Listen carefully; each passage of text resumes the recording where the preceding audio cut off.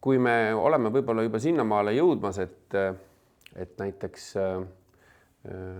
lähisuhtevägivalla ohvriks olnud naised julgevad rääkida kas või oma sõbrannale, siis ma arvan, et üks asi, millest me oleme veel suhteliselt kaugel, aga tahaks loota, et õiges suunas liikumas on see, et mehed, keda on näiteks poiste eas ja on pikemaaegselt nende kallal on vägivallatsetud, et nad julgeks ka sellest kellelegi kurta kasvõi või kasvõi kellelegi seda tunnistada.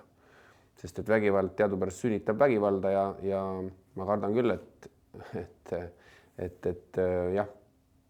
eks nendel, kes seda toime panevad, on oma kokkupuude ohvrina ka selle teemaga olemas. Me ju teame, et nendest teemadest on hakatud alles nüüd võib-olla natuke avameelsemalt rääkima ja võib-olla siis kunagi ammu see ongi olnud selline, et oma pere asi ja musta pesu avalikult ei pesta ja kogu selline mentaliteet, mis tähendab seda, et tänapäeval võib-olla mõni ohver mõtleb, et see on nüüd musta pesu pesemine, kui ta tuleb oma looga näiteks, kas läheb mõne sõbra juurde või räägib suisa avalikumalt. Et ma kardan, et see on see tunne, et nad võivad häbisse jääda.